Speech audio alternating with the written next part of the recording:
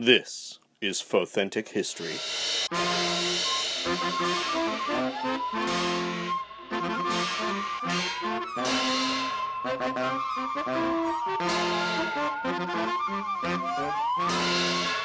Hello and welcome to the podcast. I'm Brian Young. And I'm Holly Fry. Holly? Yeah. We're going to talk about a subject who led a pretty hard life today. Yeah, I have to say this is a historical figure that I have, as I have learned more about him, kind of changed my position on. Mm-hmm. Like, he's one of those historical figures that when I first came to know about him, I was not terribly sympathetic to him. But as I looked more deeply at his story, and as historians have been able to unearth more of his personal life, I'm switched around a little bit. Yeah, no, me too. So the person that we're going to be talking about is none other than Maul. Sometimes referred to as Darth Maul, other times Lord Maul,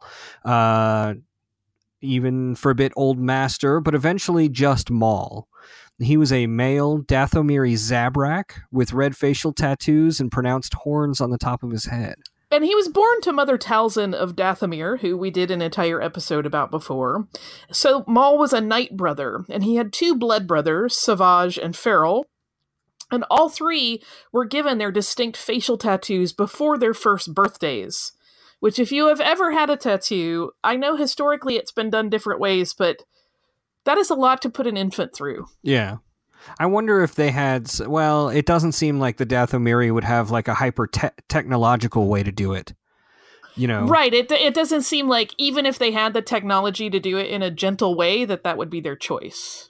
During Maul's early years, his mother was a close ally of Darth Sidious, the Dark Lord of the Sith, and the two of them would exchange information and knowledge, and since the Dathomiri use of the Force differed significantly from the Sith ways, Sidious and Talzin had a lot to share.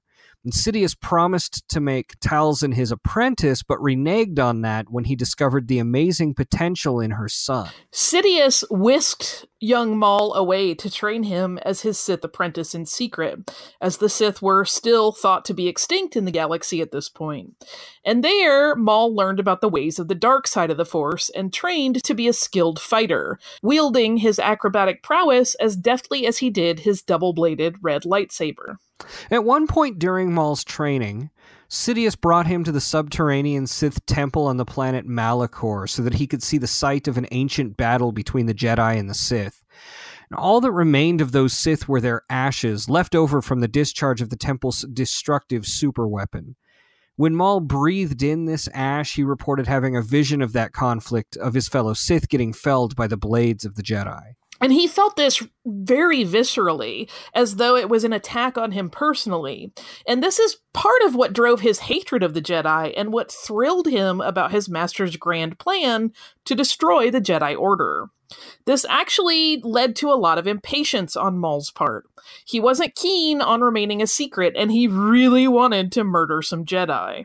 To occupy him, just to occupy his time, he would go on secret missions to hunt Rathtars on Tuan Kiti or stalk Jedi apprentices through the underbellies of Coruscant, but remain hidden.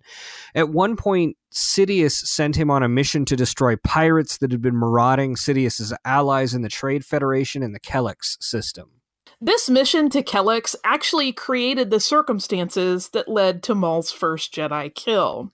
While dispatching the pirates, he interrogated one who revealed that he knew of an underworld auction going on for the life of a captured Jedi Padawan. Wanting to maintain the secret of the Sith, but still thirsty to murder a Jedi, Maul planned an elaborate ruse with the help of a number of bounty hunters, including bounty hunters you might know of some renown, Cad Bane and Aurra Sing. And their ruse was to take possession of the Twi'lek Jedi Padawan named Eldra Catus. The ship they made away on crashed, though, and Catus was able to escape, but Maul pursued her. She was every bit a match for him, but he eventually drove his lightsaber right through her chest.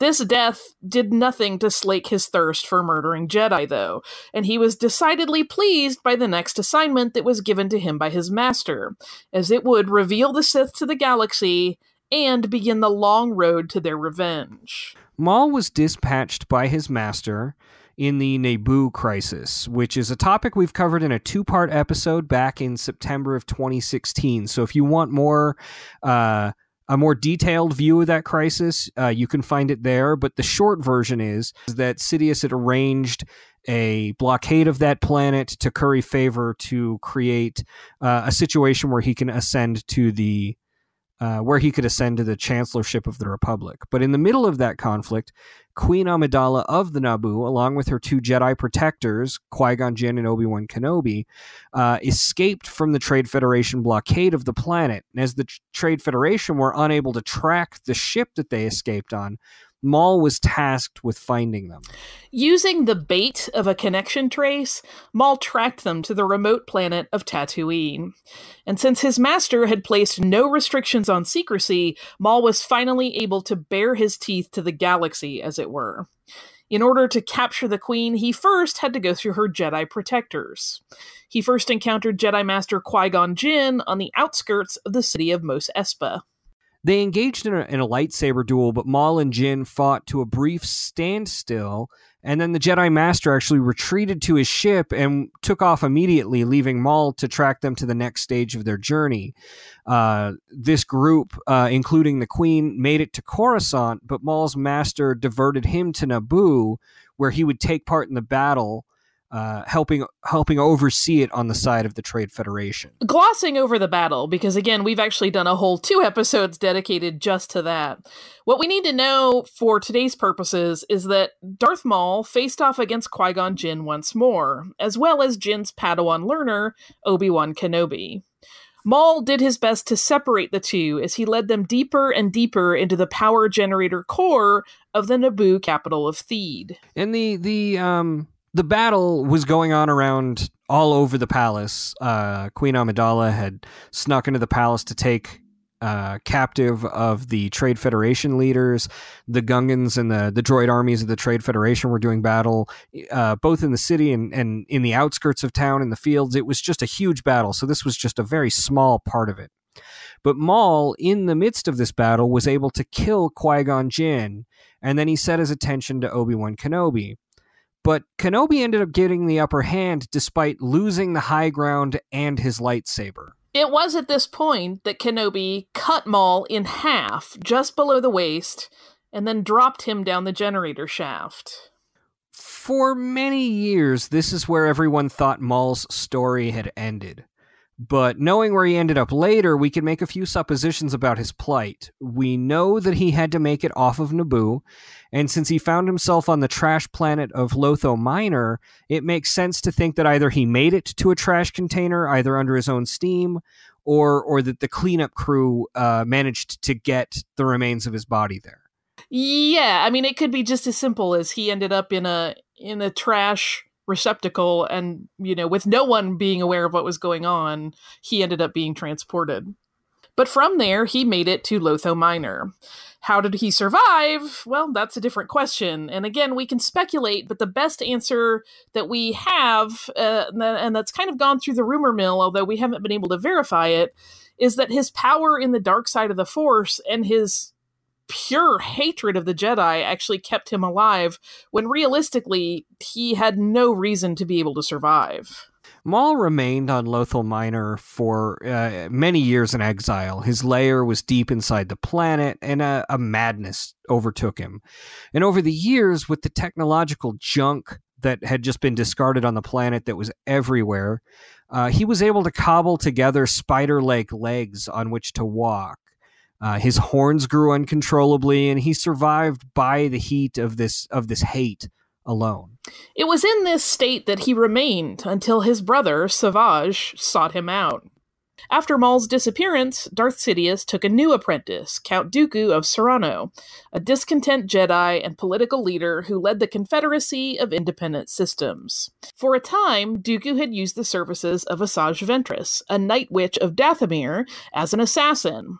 But Sidious feared that Dooku was cultivating an apprentice to rival him, and he ordered her death, but Asajj was able to escape before that plan ultimately played out. Dooku replaced Ventress with Savage, who was bolstered by the magic of Mother Talzin, and placed as a sleeper for revenge against the Count. When Dooku foiled this plot of Talzin's, Savage went on the run on a quest to find his brother long thought dead, and Lotho Minor is where this quest led him. And as you might surmise from the description that we gave earlier, when Savage found Maul was very much a broken husk of who he had been, so Savage brought him back to Dathomir, where Mother Talzin used her dark magic to restore some sanity to the former Sith apprentice's mind, as well as a pair of more human cybernetic legs to replace the spider-like legs that he had crafted himself. With his mental clarity returned, Maul set his mind to two tasks. First was to get revenge against Obi-Wan Kenobi for robbing him of his legs and sending him into exile, and second, to become a player in the Clone Wars. Maul took Savage as his apprentice, and they left to the planet Raydonia to lure out Obi-Wan Kenobi. Together, they slaughtered civilians to attract Kenobi's attention, and that move worked. The Dathomiri brothers were able to capture Kenobi, but then Asajj Ventress arrived. Wagering that the enemy of his enemy was his friend, Kenobi and Ventress joined forces to escape the ship where Savage and Maul held them, leaving these two Darksiders adrift in this ship. When Maul and Savage finally freed themselves from that situation, they began marauding across the galaxy, leaving many bodies in their wake. First, they ended up in the Cyblock system, where they destroyed all of the guards, and they found a cache of credits. That meant that they could finance the second of Maul's goals, becoming a major player in the war. Maul had been privy to the plans of the Clone Wars when he was the apprentice of Darth Sidious, and there was some lingering resentment that he'd been left behind in these plans.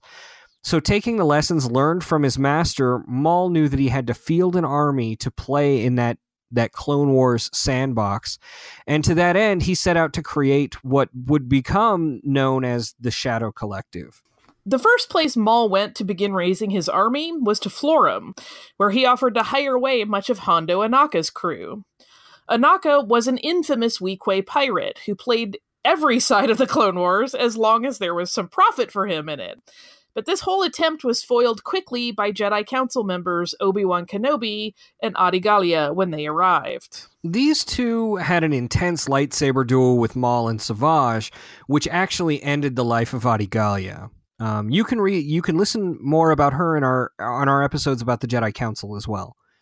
Maul and Savage fought Kenobi on his own to a standstill, even though Kenobi actually dismembered Savage in the process. So grabbing his now one-armed brother, Maul fled the battlefield in order to fight another day.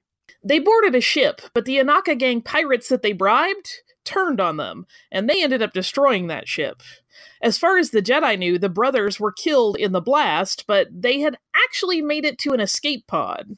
This escape pod floated listlessly in space, and the brothers actually almost died from lack of oxygen, and they might have had the leader of Death Watch, a fringe group of Mandalorian warriors, not rescued them.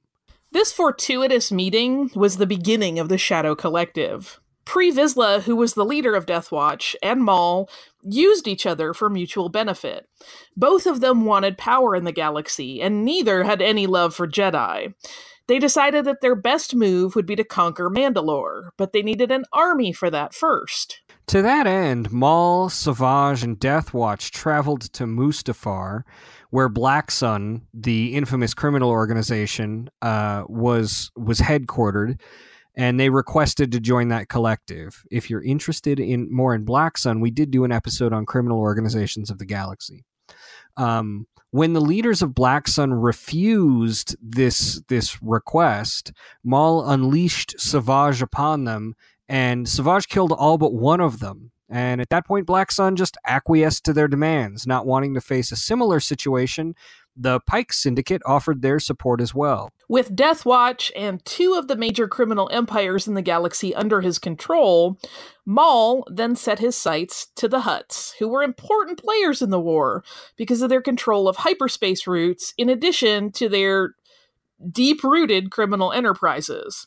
The Hutts sent bounty hunters on them, but Death Watch, with the help of Maul and Savage, decimated the Hutt Council and gained Jabba the Hutt's acquiescence. With an army at Maul's disposal, he launched an elaborate plan to conquer Mandalore and place it back in the hands of Death Watch. Using the criminal elements of their army, Maul sent the foot soldiers into a number of places in the Mandalorian capital of Sundari to sow chaos. And if you look, this plan bears a lot of similarity to Sidious's plan on Naboo. In the ensuing panic, the leader of Mandalore, the Duchess Satine Kryze, would appear weak. Her pacifist style of rule would be seen as passé, and the exiled Mandos of Death Watch would be able to swoop in, restore order, and be installed gratefully as the leaders of Mandalore. This is definitely a tactic Maul learned from Sidious. Who had used that, like I said, with Naboo. If you see those threads tying together, this is exactly how he installed himself as Chancellor of the Republic. And this plan worked. Death Watch cleaned up the criminal element out of the city, and they were able to take control of the capital. With Pre Vizsla installed as Maul's puppet, the Shadow Collective had control of an entire system and most of the criminal enterprises in the galaxy, which was the perfect foothold for them to open a new front in the war. Naturally, Death Watch betrayed Maul and Savage and locked them up in prison on Sundari. When Maul escaped, because he's a Sith Lord, or was, because of course he escaped a prison, he challenged Pre Vizsla to a duel, knowing that the warrior would honor that request, and once Vizsla was dead, Death Watch would owe its allegiance fully to Maul, and there would be no more betrayals. Vizsla fought with the Darksaber, a weapon handed down for generations of Mandalorians. It was a relic of the first Mando Jedi, and Maul fought with his own red-bladed lightsaber. Though the battle was impressive to everyone who witnessed it, Maul did eventually succeed in the battle, decapitating Vizsla and taking both the Darksaber and control of Death Watch. By this point, the imprisoned Duchess of Mandalore had managed to get a distress call out to the Jedi, but because of Mandalore's neutrality in the war, the Jedi couldn't formally come to help, so only one Jedi took up that call to aid her, and that was her former would-be lover, Obi-Wan Kenobi. Kenobi arrived, but he quickly ended up in Maul's custody in the throne room on Sundari. Maul captured him and gave Kenobi a choice. He could save the life of the Duchess by giving in to the dark side, or he could let her die and stay true to himself. Kenobi refused the dark side, and he told Maul that he felt like Maul had never had such a choice for himself, so his alliance to the dark side in Obi-Wan Kenobi's eyes was a little bit sketchy because there was never any other option offered him. And this whole piece of rhetoric enraged Maul so much that Maul executed Satine right in front of Kenobi, and so she died in her dear friend and former romantic interest's arms. With the help of Bo-Katan, a disaffected member of Death Watch who refused to pledge her allegiance to Maul, Kenobi escaped from the palace just as a civil war on the planet began to erupt. And in the middle of this full-scale war, someone from Maul's past arrived to deal with him, hopefully once and for all. So under cover of all of that chaos, Darth Sidious arrived on Mandalore, with the plan to deal with the problem of his former apprentice personally. Once there, he fought in a duel against Maul and Savage. Savage was no match for Sidious. Sidious killed him rather easily, but Maul tried to counterattack, but truthfully, he was no match for his former master either. This is where the story might have ended, but Sidious had another plan in mind for Maul.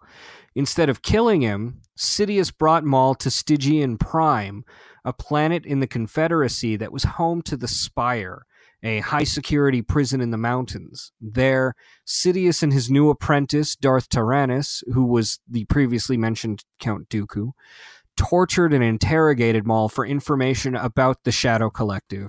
Death Watch, led by Rook Kast and Gar Saxon, were in pursuit, hoping to free their captive leader. They were able to infiltrate the prison and extricate Maul, but this was actually part of Sidious's plan all along. Sidious was still very wary of Mother Talzin's influence on the war, and he was actually using Maul at this point to flush her out. But Maul and Talzin had plans of their own, and they decided to try to use this knowledge to their own advantage. They tried to spring a trap of their own that would ensnare Sidious himself, so Maul ended up capturing Count Dooku and General Grievous, and the Sith and Death Watch, and then the Night Sisters fought a battle across the galaxy from Zanbar to Ord Mantell back to Dathomir.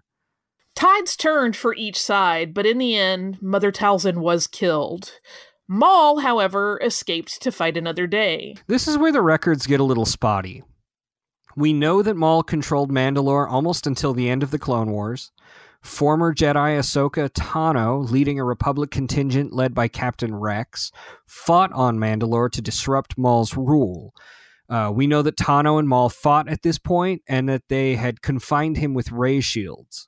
But there was a situation where Captain Rex's life was in danger, and Ahsoka Tano had to choose between ending Maul's scourge and saving Rex, who she had grown very close to, and she opted to save Rex, allowing Maul to escape once more and lick his wounds. And this is where Maul drops out of the record for quite a long time and doesn't appear again until just a few years before the Battle of Yavin. During this second exile, he traveled to the planet Malachor, the site of the Sith temple he'd visited in his days as a young Sith apprentice, hoping that he could find the secret of the temple's weapon on his own to get his revenge on the galaxy. His ship ended up crashing, and he spent at least 15 years alone on Malachor, waiting for help to arrive. That help eventually came in the form of Ezra Bridger. Bridger had been told to go there in a vision of Master Yoda, and he brought his master Kanan Jarrus and the former Jedi Ahsoka Tano with him. During their exploration of the temple, Bridger was separated from his masters and fell to a sub-basement level of the temple. There, he was found by Maul, who did not yet reveal his identity. He asked to be referred to as Old Master. Together as the Old Master, he and Bridger were able to make their way into the Sith Temple to retrieve a Sith holocron, and then they worked to activate the weapon. Because Sith Inquisitors arrived to foil all of this, Maul briefly teamed up with Kanan and Ahsoka to defeat those interlopers. He posited that with the combined might of the four of them, they might be able to destroy the Sith, but Maul quickly betrayed Kanan and Ahsoka and proclaimed Ezra his new apprentice. It was in this betrayal that he also blinded Kanan Jarrus, and he fled Malachor in a stolen ship, leaving the rest of them behind to face off against Darth Vader, Sidious's most recent Sith apprentice, who had arrived in the midst of all of this. From there, Maul continued to maintain a connection to Ezra Bridger, and Bridger definitely found himself flirting with the dark side of the Force. And during this time, where Bridger was confused about his destiny, Maul used that confusion for his own ends. Maul kidnapped the crew of the ship that Bridger served aboard, and he offered Ezra Bridger a deal. In trade for his Jedi holocron, Maul would let Bridger's friends live. He really likes offering these deals. It's similar to with Obi-Wan and Satine. But Bridger didn't need to just bring the holocron. He needed to help activate it for Maul, while Maul activated the Sith holocron. See, now this is really fascinating, like really old lore. That there was this old technique that Maul had discovered, that if a Jedi and a Sith combined their holocrons in the Force, they'd be able to find answers through the Force that to questions that they needed answering. So Ezra and Maul both had a burning question they wanted answered, so Ezra reluctantly agreed to this plan, and they proceeded to combine the holocrons. So for Maul's part, he wanted to know where to find Obi-Wan Kenobi. For Ezra, he wanted to know the key to destroying the Sith. It turned out that the answer to both of these questions could be found on Tatooine, but Maul and Ezra had their visions interrupted, and they were both unclear about what or where the information was leading them. Eventually, Maul did find his way to Tatooine, but he could not find Kenobi whatsoever. Figuring Ezra had the other half of the clues he needed, he lured Bridger back to Tatooine and into a trap, one that only Kenobi could save him from. Lost in the desert, ready to die from thirst and exposure, Ezra Bridger was rescued by Obi-Wan Kenobi. And at that point, finding Kenobi was easy for Maul, and later that night, Maul made his move. Stepping out into the light of Kenobi's campfire, Maul made himself known. Kenobi sent a recover to Ezra on a dewback into the night so that he wouldn't see what happened next, to protect him, to keep him out of the way. With the field cleared, Maul drew his lightsaber, hoping to exact his final revenge. Only when it was apparent that Maul was not going to back down from the confrontation did Kenobi raise his own lightsaber. Maul attacked, but he was no match for Kenobi once again. Kenobi slashed him across the chest, and Maul fell into Kenobi's arms the same way Qui-Gon Jinn and the Duchess Satine, the two people Maul had taken from him, had done. In Maul's last moments, he realized that Kenobi was guarding a chosen one who would help destroy the Sith. And in his dying breaths, he hoped that this person managed to get revenge for both him and Kenobi, finally coming to peace with the person whose death he had been so fixated on. And that's where Maul's story ends. He was a fascinating creature, and I think that the most interesting thing for me is that nugget of an idea that Kenobi planted when Maul killed Satine, that Maul didn't actually get to choose this life and had no other choice, that Kenobi was so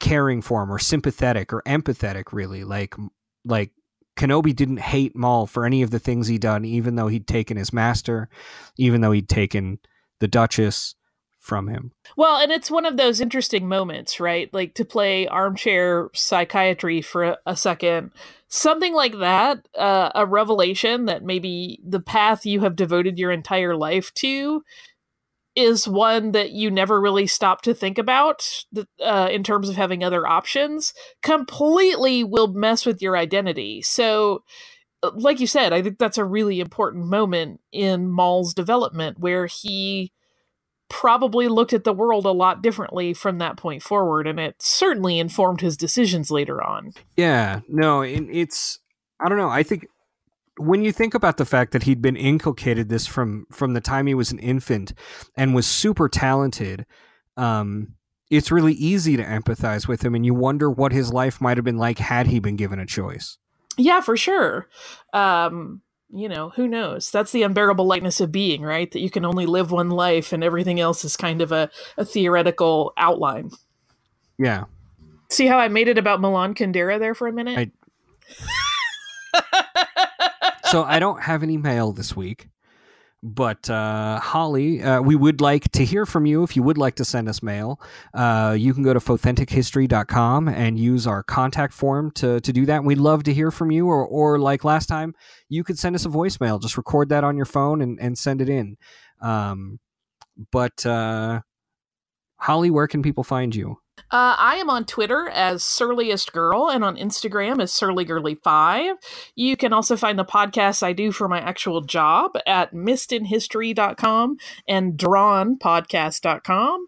And you can visit either of those on social media as well. And then you can also hear Brian and I talk some more on another podcast, which is just about Star Wars. Just about Star Wars. That's called Full of Sith. You can find that at fullofsith.com, and there we talk about all of the happenings in the Star Wars universe, and you'll get lots of interviews and insightful analysis and things like that. It's a lot of fun. You can check it out at fullofsith.com. As for me, you can find me at Swankmatron, whether that's on Twitter or Instagram or wherever else there's social media. If you look in Swankmatron, you'll find me. If you type in swankmatron.com, It'll lead you to all of those different places. You can find my writings all over the place.